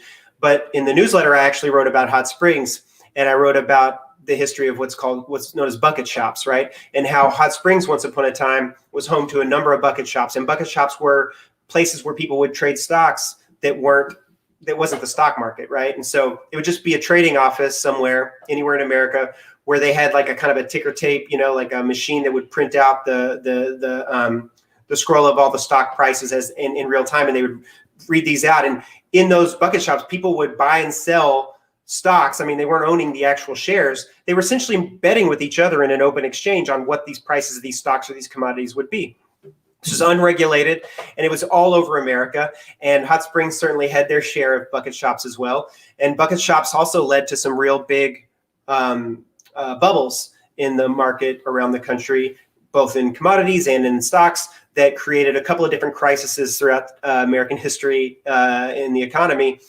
The story I tell in the newsletter that I wrote was about how the bucket shops in Hot Springs were really set up by con artists, and how Hot Springs was really kind of ground zero for a lot of con artists during the heyday of con artistry, right? And the 1920s and the 1930s, and that Hot Springs had these bucket shops so that con artists could rope tourists in Hot Springs into coming in and participating in what essentially amounted to scams and swindles through coming in and betting on these kind of sure things in these bucket shops. And so I tell some stories that I was able to dig up through some research about people getting scammed in Hot Springs and bucket shops, but also how this kind of ties into what we could learn about that period of time and what's happening now, and how stock markets can, how that level of speculation can cause real major, shifts in our economy. So how do you feel about cryptocurrency? I don't know. I don't understand it, man. I don't understand it. I mean, I know that like it's a thing. It's probably going to be the future, but I'm not. I don't get it. I own some of it, because I'm definitely somebody who suffers from FOMO. So I don't want to I don't like seeing other people making all this money. So I definitely own some, but I don't get it. I hear it's bad for the environment, so I probably shouldn't admit that I own it or whatever. But yeah, I guess one day we'll all be using it. I've got some friends who now trade, who are investing in these NBA Top Shots, which are like basically basketball cards, but they only existed online and they're digital. And the prices for these things are through the roof, right? It's insane what's happening with these right now, and it's kind of interesting to watch, right? It's wild to see how like a lot of the things that we are familiar with are now happening again, but only, kind of digitally. And this is clearly the future. I don't know if that's what you're looking for, but I'm not going to wade too deep into I already get too deep into topics I know very little about. That's one that I really know better than to let my mouth run too long. So what's next for you in regards to the Vapors, or as an author, movie deal, follow up? Well, there's a paperback of the Vapors that comes out in July, and so that's cool. I'm excited to see that come out, because I'm sure there are people out there that still exist that don't like to buy hardbacks, don't like to buy ebooks. So maybe that will help me find new readers of the Vapors when the paperback comes out in July. And also I'm vaccinated now, so I'm going to come to Arkansas in July, and I'll get an opportunity to do those things I was talking about before, about getting to sign books and meet people. And I'm excited about that. I did option the Vapors for a TV series. And so that's being worked on now. They're writing a pilot script for that now. And,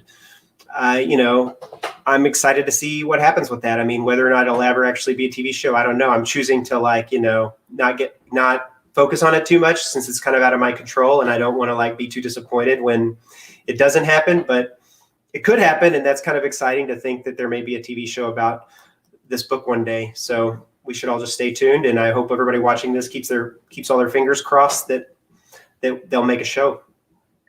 So I want to move on to the viewer questions and comments. Okay. But before I do, you've done a lot of interviews regarding the Vapors. Can you think of a question or topic that you never really get asked about that you'd like to talk about? I don't know. At this point, I'm not sure that there is. I mean, I feel like you've covered a lot of ground tonight, so I'm not going to tell you how to do your job, Paul. Make it easier for me. So moving to the viewer questions and comments. Looks like there was a little discussion about whether or not there is an audiobook version. Mm-hmm. There is an audiobook, and I do want to say that that I haven't listened to the whole audiobook. I really want to. I mean, I'm curious about it. I want to see how it all turned out. The guy who reads it is George Newbern, and George is he's an actor. He was in the show Friends. He was in a bunch of movies. He's now currently the voice of Superman. But when they gave me a list of people to kind of to choose from to read the audiobook, they send all these clips of, I probably should admit this, but they send all these clips of where you can listen to their how they read before you pick. And I didn't even listen, because when I saw George's name on the list, I just picked him because George is from Arkansas. And I just felt like, on one hand, it's yeah, I gotta, woo pig suey. But on the other hand, I felt like, well, he'll probably be able to nail all the accents. But I then remembered that one of the major characters in the book is British. So I actually should have asked whether he could do a British accent or not. I don't know if he even tried to in the audiobook, but people who've heard it said they like it a lot. So I would encourage people to listen to that. Yeah. Matt asks, why the Vapors and not the Southern Club? Well, that's a good question. I mean, look, the book is called The Vapors, right? But the Vapors only shows up at the very end of the book, right? As the club, the Vapors only because the title of the book, I think, is not about, it's a reference to that club, but this is not a book about that club. The Vapors is also a reference to literal vapors, but it's also kind of a bit of a play on the fact, this idea of getting the vapors, which is kind of a Southern, colloquialism or whatever, that you would get the vapor. But I think that to me, the title was evocative. It's not meant to say that this is a book about that one club, but the club plays an important role in the story because it's where the three main characters' lives all finally intersect at the end, is when they build this club. But I will say this, the Southern Club has a much longer history, right, in Hot Springs. In some ways, maybe an even more interesting history because of the amount of the sort of time span that the Southern Club kind of how old the Southern Club was, right? But the Vapors, when it was open, was really it really stood alone, right? It was different than all the other clubs. It was something new, and the reason I wanted to why I wanted to write about Dane and write about the Vapors is, to me, it represented an attempt to try to be something more or be something better than what people had told him or told this community that they could be, right? So ultimately, I think this book is a book about ambition. It's about people who are chasing their ambitions, even though they're being told that they shouldn't or that they can't. And I think that this idea, that this sort of feeling that you get from Dane throughout the book, that he's frustrated that not only he, but this city and this whole state are constantly told that that this is a poor city, a poor state, that they can't be, that they can't kind of play on the big stage, that he rejects all that. And he wants to try to build the Vapors to show that we could have something that's as nice and as fancy and as cultured, and we should have everything that they have in New York City, everything that they have in Los Angeles, everything they have in Las Vegas. We should have it here in Arkansas. And he even turned down opportunities to go and build that in other places so that he could build it here in Hot Springs, because he believed in that. That was his ambition. So to me, the Vapors represented that in a very kind of real way. He built that club to show the world that this is the kind of thing that we can do. We could be a modern, forward-thinking, progressive cosmopolitan place. And so to me, that just seemed thematically like that was the right place to kind of, have the events of the story build to. And the fact that it literally blows up, right? So how could you turn that down? Yeah. And someone complained there wasn't enough action. Oh yeah, somebody in the chat complained there's not enough action. No, I mean that review. Yeah, right. That there wasn't enough action, even though like there's plenty of. I didn't even get into half the bombings, but like, yeah, that's true, right? I mean, I think that reviewer probably wanted to see more blood and guts, honestly, but not all violence results in people's death, and I think some of the violence that happens in this book is very subtle, right? Like, I mean, think about it. The most violent scenes in this book are not of people being murdered by mobsters. They are the most violence that happens in this book happens to Hazel Hill, right, at the hands of men, who she's looking to protect her, right? That I think is much more dark and violent and sinister than anything any of these mobsters did that people like to write about. So, there is a dark side in this book, and there's a dark side of the story, and it may not be for everybody, but it's not like it's not there. Melinda says, I live in Hot Springs and look at the town so differently after reading the book. Well, I don't know. I don't know what she means by differently. It could be good or bad, right? I hope that what she means is that, she sees that, like, that Hot Springs, look, what's cool to me is that Hot Springs punched well above its weight. Hot Springs has this kind of Zelig-like quality, right? Hot Springs played a minor role in a lot of major world events, right? And events in American history. That I think is interesting. I think the fact that Hot Springs was, such a key part of so much that was happening in the middle of the last century, and the fact that it just keeps showing up, whether it's Hoffa and his trial or Hoffa and his death, right? I mean, like whether it shows up in the Kennedy assassination and connections to that, it shows up in the Cuban Revolution, right? Hot Springs is showing up in the birth of Las Vegas, or what's happening in Chicago. It's showing up in congressional hearings about the mob. It's showing up in investigations into, political corruption. That I think is interesting, right? It's this little town. Most people in America haven't heard about it, but it has a role to play in so much of these stories that people in America have heard about. And what I hope she means by that, and what I hope this book does, is it kind of returns Hot Springs to that conversation and gives it its place, because it's very cool that Hot Springs did punch so high above its weight class for so many years.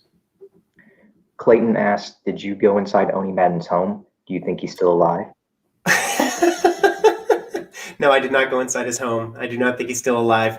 Oni Madden, I was fortunate that there was a book written about Oni Madden in the 1980s that Agnes, Oni's widow, granted a lot of interviews for that book. And so there was a lot of good kind of like personal history from their lives that had been documented through interviews with Agnes at that time while she was still alive. But Oni and Agnes didn't have any children. And, so there weren't a lot of people around who, could speak to, a lot of what their sort of day-to-day kind of, personal life was like. What I did have the benefit of was the fact that the federal government and several state governments had followed Oni's every move for his entire life. And he had been well documented by law enforcement because, he was part of what was known as the Top Hoodlum program by the Department of Justice. He was considered a top hoodlum in the United States. And so, look, that's the thing. It's like the Dane and Oni and all these other guys, like these mob figures that I read about in the book too, like they were surveilled by the FBI. People, their private lives were recorded, and that sucks for them. It was a violation of the civil rights, I guess. But like it's great for me as a writer because it gave me a lot of material to work with here, 50 years on. Doug asked, was Arkansas dry during this period, and how did the end of prohibition impact Hot Springs? Yeah, well, Arkansas was not dry. There were dry counties. Arkansas actually was interesting because Louisiana was dry and Oklahoma was dry and Arkansas wasn't. And so what helped Dane kind of make his bones, so to speak, what really made Dane, one of the sort of first big businesses he got into was liquor distribution. And he got hooked up with Harry Hastings. Fort Smith became a real sent a real kind of important outpost for liquor distribution, not because more people in Northwest Arkansas drank liquor, but because, they was so close to the Oklahoma border where they didn't have any, and they would come and get it from Arkansas and same Louisiana. But also these trucks would just constantly drive back and forth through Arkansas to deliver liquor that was coming from Texas. And one of the debates they had in the state of Arkansas was like whether or not they should allow Arkansas distributors to just distribute directly to Oklahoma and Mississippi and Louisiana, because otherwise they were losing all this business. And then that decision to allow them to do that, well, Dane Harris was one of the first people, I think one of the first 4 licenses that were granted by the state when they decided to allow this went to Dane and his wife. And so that was kind of, that was him hanging out his shingles, so to speak. Mary Ann asked, do you anticipate spin-off books from your research? Yeah, I don't think so. I mean, what I'm hopeful is that if there was a television show, there'd be an opportunity to tell some of the stories that I didn't get to tell in the book. I'm not sure whether or not there's much of an appetite out there for like a sequel book to the Vapors. Maybe, I don't know. We'll see. But I personally, I feel like I'm ready to, write about other things too, right? And so maybe she's not asking whether I'll write. I mean, I hope that other folks, maybe some people who are watching this will, maybe they could write the spinoff or the sequel, or write the part of the book that I missed or that I didn't, this part of the story that I didn't get to. Folks should go for it. Speaking of, the next comment is from Linda, who says, reading your book is my research. I moved here 3 years ago, and your book is a modern take on it all. Well, that's cool. And I don't know if she's researching it because she wants to write her own book or what. But I mean, again, I think that I don't think that the Vapors is by any means comprehensive or like I said before, I think I've just scratched the surface here. Ultimately, I'm not a historian, and I wasn't trying to write a work of history, right? I wasn't trying to write a scholarly book here. I'm a storyteller. I wanted to tell, a compelling story about, 3 people's lives and their ambitions, and, set against this backdrop of a period of American history that I'm very fascinated with. But that's what I tried to do. I think there's a lot more history for folks to mine out there. I think there's a lot more for people to go out and dig through. And I think there's more stories to be told too. So if there was an audience for the Vapors, there's an audience for those stories as well. And I would really hope that people do that digging and do that research and write them. But yeah, I'm not certain that it's going to be me that's going to do it. I think I might be, all good on this particular story. Chuck asked, what was the most interesting thing about Hot Springs you discovered during your research that you were unaware of before?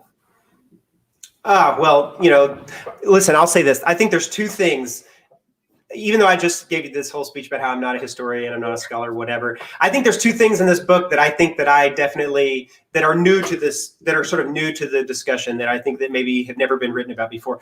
The burning of the Roanoke Baptist Church.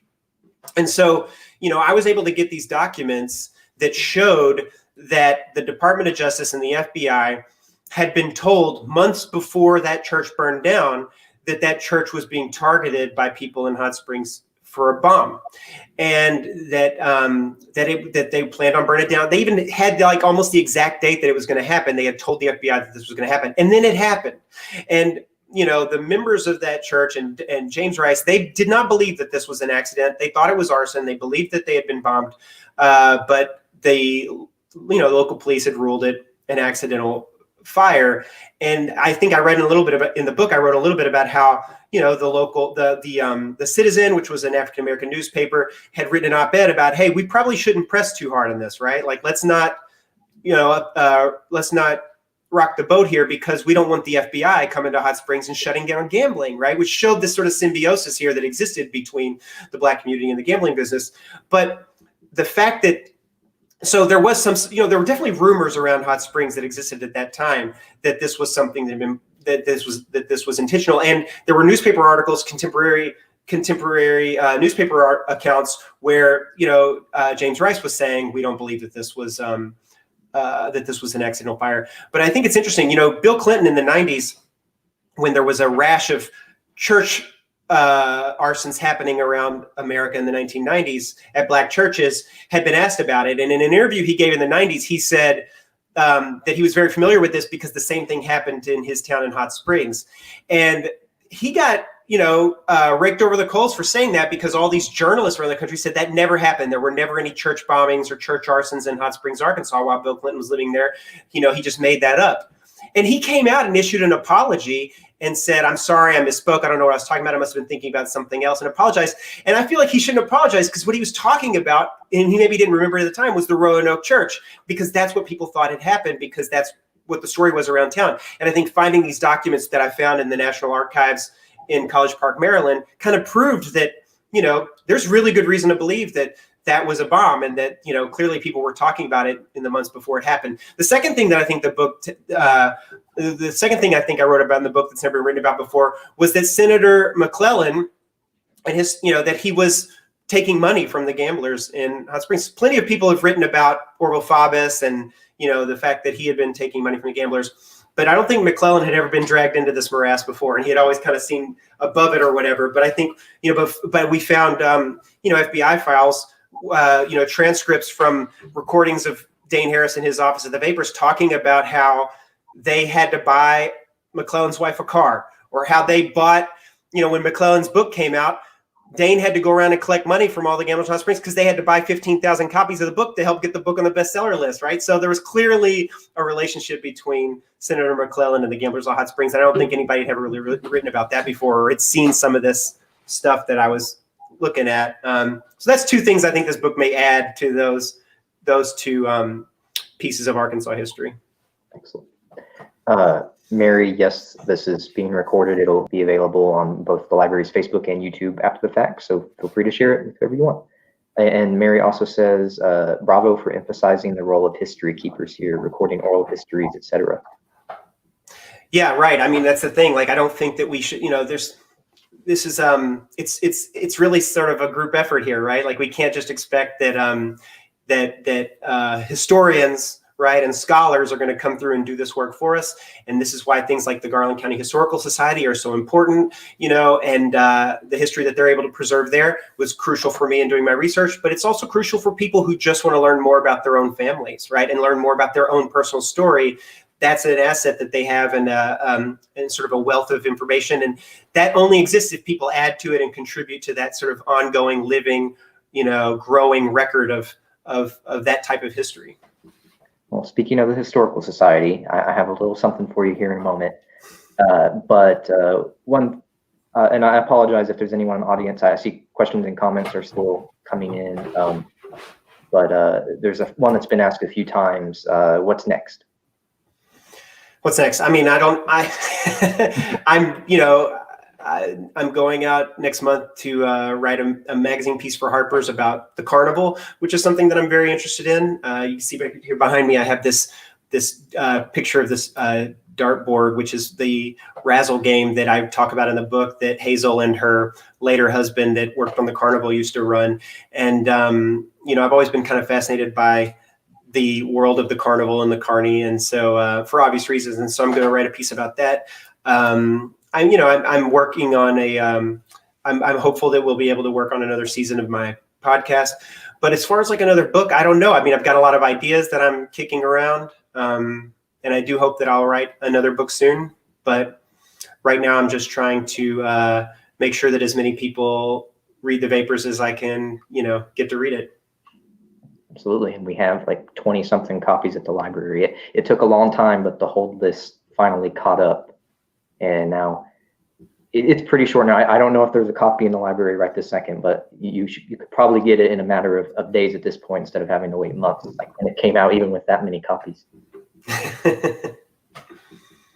Well, thank you. I'm glad that so many people have been checking it out and reading it, and I'm really grateful to the Garland County Library for helping, promote the book and supporting it. Absolutely. I'm sure we'll get plenty of copies of your paperback. Did you say there was a date for that yet?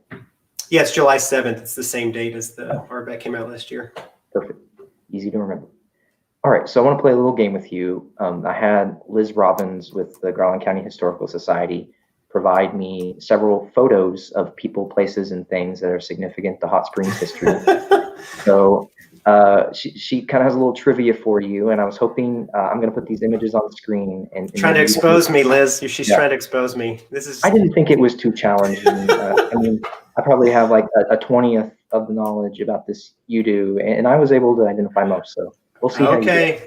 Well, now you really set me up, Paul. It's a just reveal what it's a photo of, and if you have any other commentary, you're welcome to add. And if you get stuck, Liz provided some hints to help you out. Oh, good. Thank you for that. Thanks for taking mercy on me. All right, let's do it. Let's do it. I shall do my best. Here.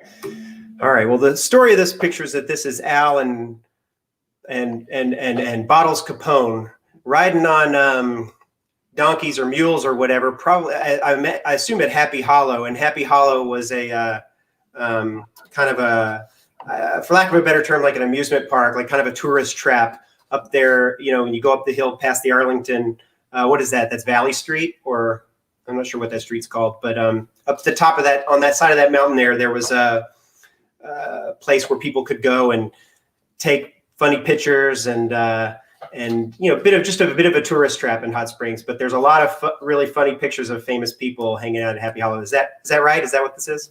That is correct. And all right, who is that on the left? You said Al Capone, right? Right. That's right. All right. All right. What do we have here? Well, this is the train. This is the train station, which today is the transportation depot. Or is that what it is still today? Correct. Then the farmers market is down there. But yeah, this is the train station where the train would roll in. You got it. Okay, 2 for 2. Okay. This is the lobby of the Arlington Hotel. I used to work in the Arlington, so I've spent plenty of time in there. When I was in high school, I worked in the restaurant there. So I have a lot of memories of this place. And you know, the Arlington is such a fascinating. You know, someone should write a book just about this hotel, right? I mean, it's incredible. It's so storied. But I mean, you know, I grew up in Hot Springs in the 80s and 90s, and even then, I mean, I feel like I spent so much time. You know, I was so enchanted by this place. Right. Before I speak about it too much, this is the Arlington, right? It is the Arlington. Okay, good. According to her caption, opened in 1924. This was just after the hotel was built. That's cool. It looks like Denzel in the comments said Happy Hollow. It's called Fountain Street. Fountain. I said Valley. Yeah, it's Fountain. Thank you, Denzel. Okay, so I'm not sure. I mean, I know this building, but I'm not sure what this is. Is this one of the auction houses here? No, it is. Well, I can either tell you what it was called in, and give me one of Liz's hints. Give me one of Liz's hints. Give me one of Liz's hints if she has a hint for it. Well, she built at 340 Central Avenue in 1913. Oh, geez, that's not helpful to me. Yeah, I don't know what this is, but look at that car. I mean, yeah. That's one of those cars you wound up with a crank in the front. So what is this? I give up. I missed this one. I can see the Ohio Club next to it. It was the Thompson Building. It is today the Waters Hotel. Right. All right. Oh, I missed one. This is the Babe, right? This is Babe Ruth, and I mean, I'm not sure where this picture was taken. Maybe it's at Oaklawn, I want to say. I don't know, though. I mean, it is the County Club. The County Club. I don't even know what that is. But that was a typo, and it should be the Country Club, or there's something called the County Club. But maybe it is the Country Club. Yeah, I mean, you can see people are well dressed behind him. That's why I kind of guessed at Oaklawn. And also, look, I mean, he's probably dressed for golf here because he's got his short pants on. So maybe I should have looked at it a little longer and guessed that he was playing golf.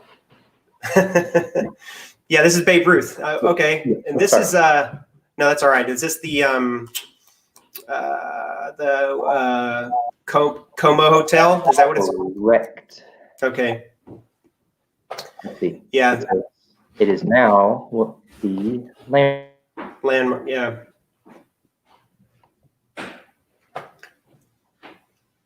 Right. So this is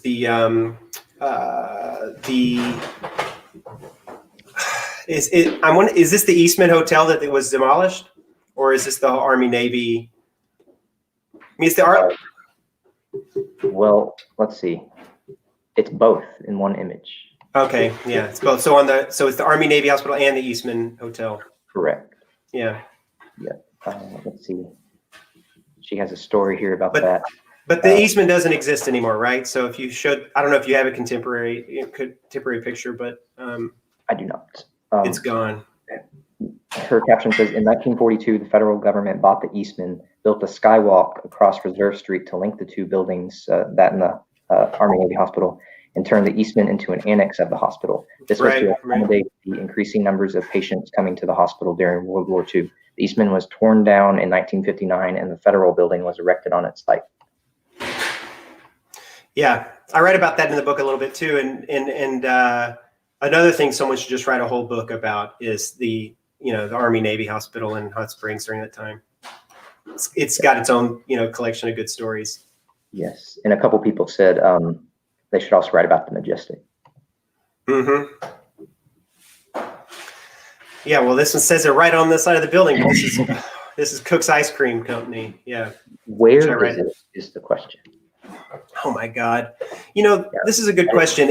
I want to say it's off Albert. This is on Albert Pike, but you're right. Okay. And is the building still there? I think it's a pawn shop now. Okay. Yeah, I feel like I had remembered that it was supposed to be on Albert Pike, and I'd seen some photos of the inside of Cook's Ice Cream as well. But yeah, Arthur Cook's Ice Cream. They made ice cream, and they also supplied milk to people all over. And my grandfather, drove a truck for them and delivered milk, and that was his job at the beginning of the book. What is that second building from the right with the Art Deco marquee? Well, that's the Southern Club, which we were talking about before. Yeah, and given the look of the marquee there, I mean, I'm guessing that this is probably the early. I want to say it might be the early 1940s. Also, the cars look very 1930s, though. It says 1940s. Okay. What is the Southern Club today? Well, it's the Wax Museum. Correct. Oh boy. Is this the county courthouse? No. Boy, I don't know. I don't know what this building is. Okay, let's see. It's on the National Register of Historic Places. Is this the Pythian, the Pythian which became the Baptist? Nope. It is. I don't know what this is. I did not know this, but according to Liz, it's now the Selected Funeral and Life Insurance Company. So what was it then? What is this? Yeah, this is the Renaissance Revival Hot Springs Post Office. Oh, it's the post office. That's cool. I mean, what this picture? Does she have a date for the picture? It's looks quite old. 1905. You see, Liz, I started my research. My book starts in 1931, so this is a little unfair. You're getting a little out of my wheelhouse here. Okay, so this is what are they? This is Lum and Abner. Is that what they're called? Lum and Abner, the radio program from that they used to broadcast on KTHS. What was it called? Was it KTHS? Because there was also KTHS. What they said stood for "Come to Hot Springs." That's what they would say, right? "Come to Hot Springs" was their slogan. Yeah, that's Lum and Abner, and they were sort of a nationally syndicated or broadcast kind of comedy variety radio program. Oh yeah, so this is Sid McMath, and he was the local boy who was a celebrated war hero in World War II, and came home and took on the political machine, the Leo McLaughlin political machine, and got himself elected as a prosecutor, and eventually was able to go all the way to the governor's office and became governor of Arkansas, and was considered a reformer, and was really a fascinating person, maybe one of the most interesting people in all of Arkansas history, I think. You phrased that exactly as she did. Someone in the comments, Scott, says, my grandfather, Chet, was Lum. Oh, cool. This is the Medical Arts Building, which is a lot of There's a lot of urban legends about this building, right? Some people used to say that it was the model for the Superman, whatever, like, the building that Superman would fly over, which is totally untrue. But the thing about this building was that I think at one point in time, it was the tallest building in Arkansas. Mm-hmm. And so 29 to 60. Right. And so I think because it was so tall, people really thought like, oh, whenever they would see these like, kind of very modern Art Deco style skyscrapers, they would imagine like, oh, well, that must have been based on the Medical Arts Building because we have one of those in Hot Springs. But my favorite story about the Medical Arts Building is that Titanic Thompson, who is a very storied gambler and con artist who used to spend a lot of time in Hot Springs. There's a great story about him hanging out on the veranda of the Arlington Hotel and eating walnuts. And this story's been told many times. So who he ends up doing this to has changed in many of the versions of the story. I've heard it told that this is something that he did with Hubert Cokes, or that he did it with Lucky Luciano or whatever. But so whatever, the story's been told many different ways. But somebody he asked, he says to them, I bet you I could throw a walnut over that building there, this massive skyscraper. And so they're like, I'll take that bet. And he takes a walnut and throws it straight over the building. But it's because he had a lead-filled walnut that he was hiding in the bag of walnuts he was eating so that he could win this bet. That's this is the Baptist, right? The Baptist Hotel. Yes. Yeah. And this again is an important part of not only Hot Springs history. This is an important part of American history, I believe. I mean, I think this was an important meeting place for African Americans all over the country, and there were a number of conventions and meetings and gatherings that happened here throughout the years that brought African Americans from all over America to Hot Springs and brought them in and out of town. And it also was in the Green Book, if people know about the Green Book, places that were listed in the Green Book that were safe for Black people traveling through the South to where they could get hotel rooms or get places to eat or whatever. And it was a part of that as well. But yeah, this is a trivia question. It was erected as the Woodman of Union Building by John Lee Webb in 1923. Became the Baptist Hotel and Bathhouse in 50. While it was the Union Building, it housed an insurance company, hospital, nurses training school, hotel, bathhouse, printing shop, professional offices, and 2,500-seat auditorium where Cab Calloway, Duke Ellington, Ike and Tina Turner, and many more Black artists performed. Center of African American life in Hot Springs. And that's a perfect segue. My next program is actually in 2 nights on Thursday at 6 p.m. Central Time, and that's with Cheryl Batts, who's going to talk about John Lee Webb. And she actually wrote a book. She's an author as well, John Lee Webb, Man and His Legacy. So if you enjoyed this, you might enjoy that program as well. Definitely. I'll definitely tune in. That sounds awesome. Okay, and then there was one last picture from Liz. What am I looking at here? That looks like that is the hospital, the hospital that's now the Math and Science School. Correct. Yep. So that's the hospital where I was born, actually. Oh, really? Yep. Yeah. So former location for St. Joseph's, which is now CHI. Mm-hmm. Excellent. You passed. I think you only missed like 1.5. 1.5. Thank you for the half. Thank you. Yeah. All right. Well, thanks to Liz Robbins with the historical. Yeah. Thank you, Liz. Providing that. That was fun. Appreciate that.